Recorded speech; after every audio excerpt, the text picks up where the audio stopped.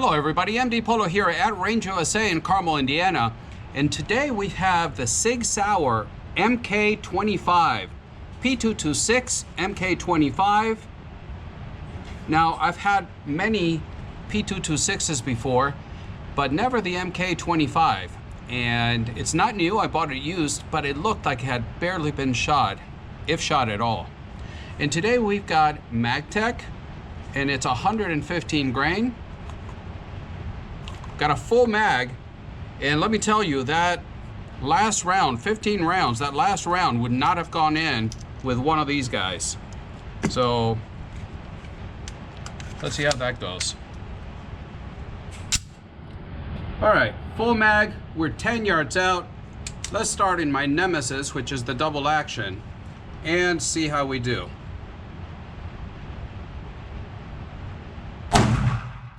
High riding, as always.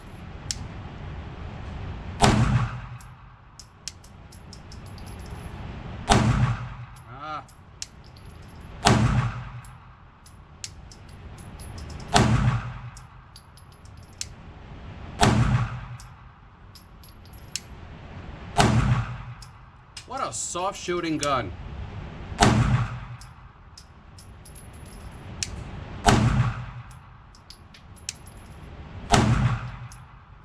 Trigger discipline. Darn it.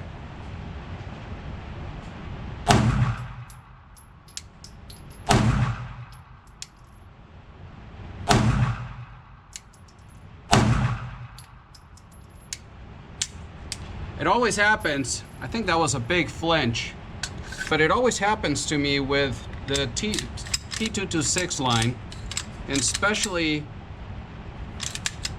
with the slide stop being right here with my thumbs forward grip. I'm always riding that thing. By the way, there's nobody that way and there's nobody that way. Okay, so P226, 10 yards out. A trigger I need to get used to. Let's bring you in.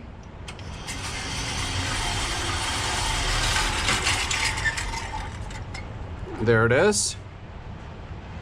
That was the double action. That was a brain you know what that is. And so were those, but that was not bad at all. It's definitely a combat hold. This was an experiment right here where I was pointing more of a 6 o'clock hold, but it's definitely point of aim, point of impact. So there it is, P226 Mk25 Navy. What a smooth shooting pistol. Let's go to the tabletop. All right, we're back from the range with the SIG Sauer P226 Mk25 Mark 25. And this is something I've been looking for eagerly for quite some time. And I know I can go online and order stuff, but I like to buy local, and I like to get my hands on things before I buy them. So this SIG has a lot of history, and as most of you know, some may not know, the P226 is a gun that was used by the Navy SEALs for a very long time. And it's a gun that entered the trials to replace the 1911, and we'll go a little bit into that for the military. And it was Beretta and SIG, the two finalists as I understand it, and they ended up going Beretta with the Beretta 92. Although the Navy SEALs apparently said, well, that's fine and dandy, but we prefer the P226 Mark 25. So what is it? It's a 9mm double action, single action pistol with a 4.6-inch barrel. I'm sorry, 4.4-inch barrel, a capacity of 15+1 with 3 mags. And of course, this gun has been safety checked, so don't worry about it. It comes, there's 1 mag in there. It comes with 3 mags total. And as you can tell here, we'll talk a little bit more about the coating, but even the mags are coated for corrosion, anti-corrosion, and saltwater use and all that stuff. So it's pretty neat. It's something different, something that if you're looking for a handgun that has been tested and military tested and has military history, Apart from some HKs, it doesn't get any better than this, the SIG Mk25. So like I was saying, it's 15 plus 1, 3 mags are included. It is heavy. It weighs around 34 ounces unloaded, so it's a heavy chunker.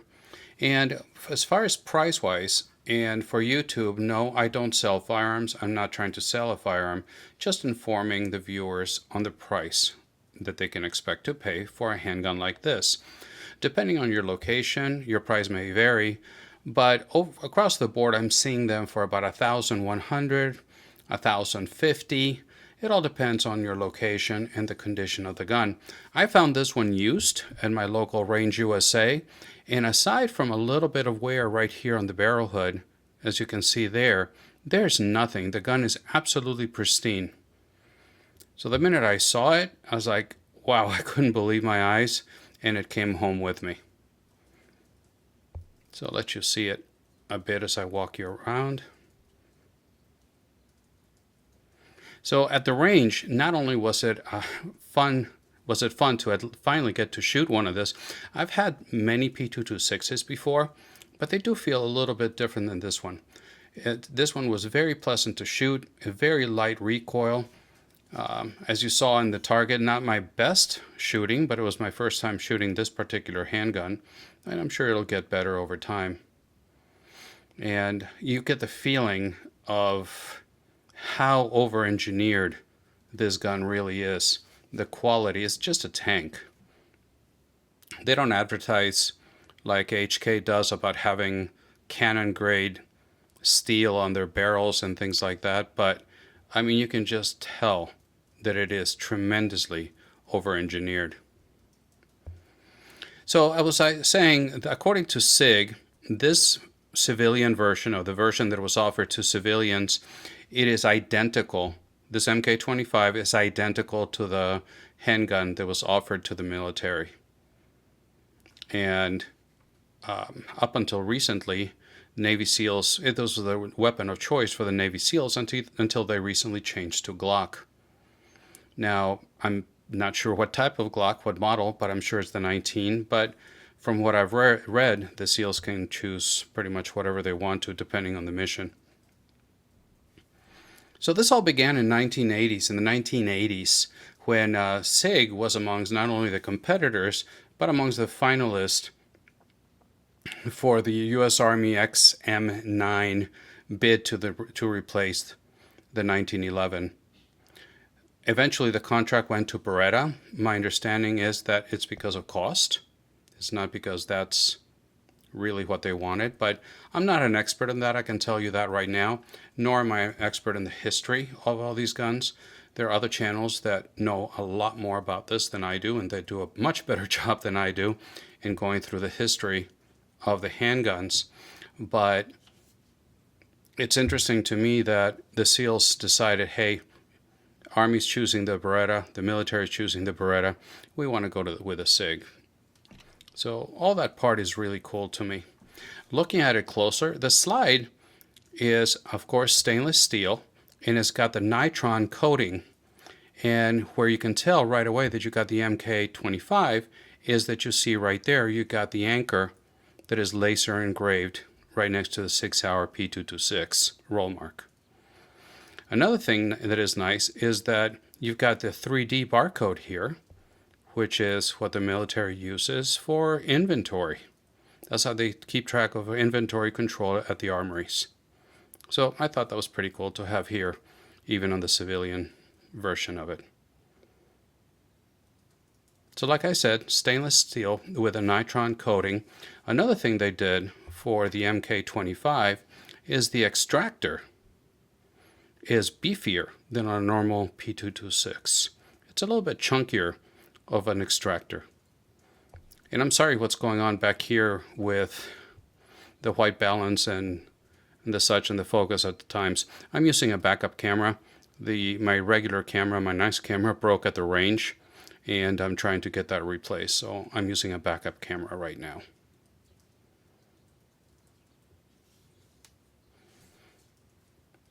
So the barrel, let's go to the barrel.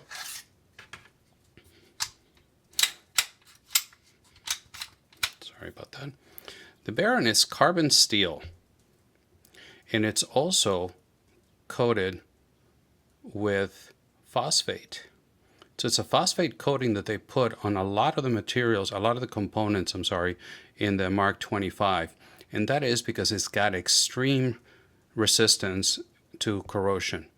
So since this was to operate in a lot of salty, wet environments, that's one of the main things they did with the Mark 25 is to get the phosphate coating for that supreme corrosion resistance.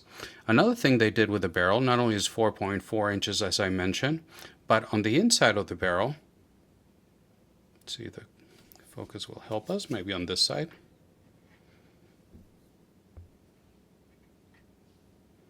Let me move the light a little bit. Not sure if you can see it, bear with me a second. But on the inside of the barrel is chrome lined. So you'll see that on ARs and other weapons as such. But not only you got the corrosion resistant coating on it, but also you got chrome lined. And I'm told there's for improved accuracy and ease of maintenance. So just another little something that makes the Mark 25 a little bit different than a regular P226. One thing that you will find is that same phosphate coating that you'll find on the slide, on the barrel, you're going to find in a lot of the internals, the controls, and you can tell that is that phosphate coating because it's got a little bit of a green hue. You can see it in the mags as well, on the mags as well. Staying with the top on the slide, it doesn't have the new X-ray sights from SIG because they were not available at the time, but it's got the SIG Light night sights, which I think they work just fine. Let's see if I can give you a little bit better light there. So it's got SIG Light night sights, and they work just fine. They're metal sights, and I had zero problems with it at the range. They are battle sights, so you're going to be looking at them. It's not going to be as precise as a thin blade up front or the fiber optic, but for what they were meant to be, they worked through the job just fine. Going down to the frame you're going to find that it's an alloy frame that is hard coated and anodized, and the grips has got replaceable grip panels that are polymer. And these are very easy to replace. Remove the 2 screws. It's not even something you have to worry about. They wrap around the back a little bit, but you can go to Lock Grips and pick yourself a nice set of grips if you want to replace these. Now for me, we'll talk a little bit more about it later, but for me the grips are a little bit chunky, but like I said, we'll go through that a little bit later. Another thing that was different with the Mark 25 is how now you have a true Picatinny rail. Instead of this SIG accessory rail, now you've got a full 3-slot Picatinny rail on a P226. Now the one challenge this brought is that the holsters, most holster manufacturers that are for SIG P226, they're all molded for the regular SIG utility rail, and those holsters will not fit, most of them will not fit the Mark 25 with, let me see if I can catch there you go.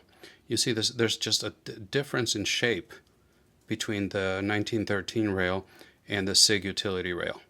So that's going to be a challenge for holsters, but I know Safariland makes some, and there's a few others out there if you just look around.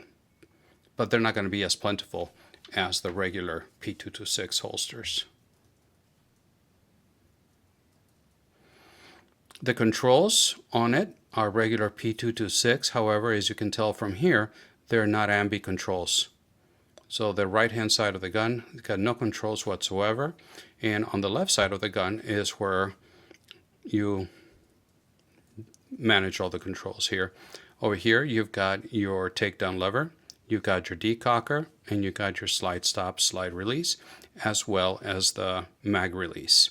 The mag release, it is in a position where even me with my small hands, medium hands, I can reach it without any problem, and it works really well. I mean, it just pops it out of there. Even a little bit upside down like that, you can see how it just pops them out.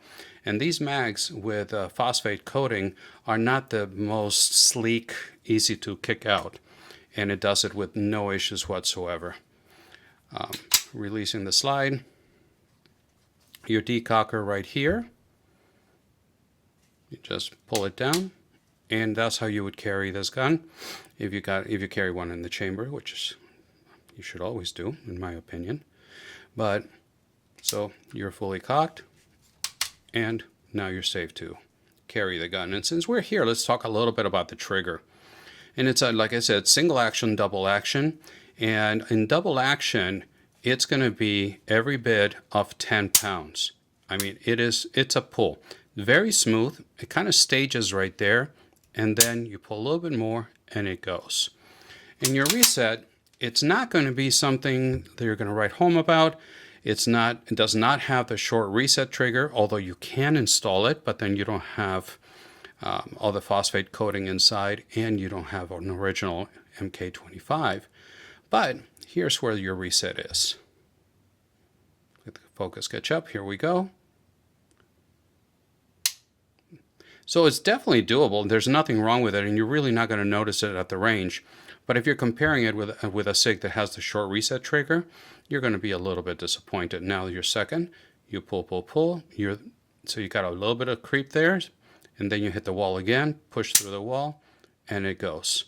So like I said, very close, if not at 10 pounds on the double action. The single action is right at 4 pounds. So definitely a battle trigger. And like I said, at the range, I didn't notice any issues at all. Letting you look around.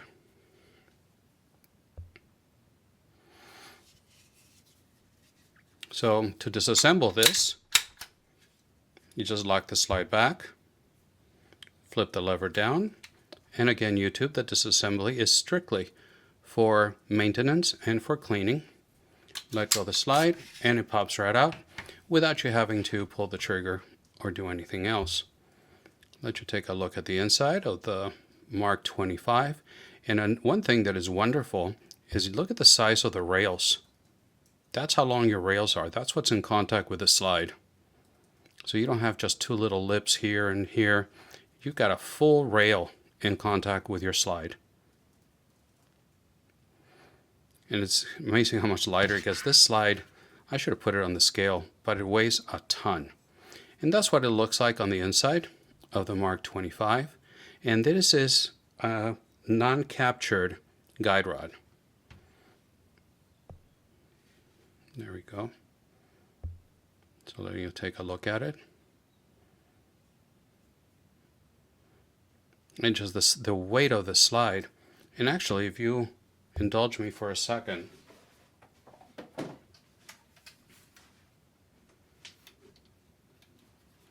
I wasn't planning on doing this, so this is completely improvised. And reset here. Zero it. There we go. Let's see how much the slide weighs. There you go. I mean, it's a heavy, chunky slide. So thank you for indulging me with that. It was not planned. Put it back together. Just align the rails from the very front. It comes all the way back. Lock the slide. Lever back. Release the slide. Check for function. And we're good. So going back to it, what do I like and what don't I like about the Mark 25? And let me start with the dislikes, so we can end on a good note. I'm a guy. What I do is every time I go to the range, I like to clean my guns. I don't let them sit there dirty. I'm not one of those guys that, oh, I shot 2,500 million rounds through it and I haven't cleaned it. I If that's you, awesome, but it doesn't work for me. I like to clean my guns every time I use them, put them away clean, oiled, and that's why they last me a long time. At least that's my opinion. And with all the phosphate coating that it has on them, on the inside, on the outside, it is not the easiest thing to clean. And let me tell you why. Because I like to use not only rags, but I like to use some of the white, patches. They're rectangular or the square patches that you buy in bulk to clean the gun down. And with the phosphate coating, those just stick to the coating and they start to disintegrate. And to me, that is also annoying. And of course, I can just clean it with rags and t-shirts and all that. But I just like to get in there, clean my gun, and go, and not have to clean it and then clean what's left over from the cleaning patches. So, minor gripe, but I just wanted to mention it, let you know that it's there. Another thing is, I have medium-sized hands. If you follow my channel, you know this because I say it. It's relevant on how a gun fits in my hand, and this is just my experience with this particular gun. And with medium-sized hands, it is chunky. It is very wide, and I know the focus is not gonna. I'm too close for it here. But even through the blurriness, you can see how much it bulges here for all the controls. This side is flat, but how much it bulges here. And it happens to hit exactly where my forward thumbs land on my forward thumb hold. Thumbs forward hold. Okay? So I'm always riding this slide stop, and it doesn't lock back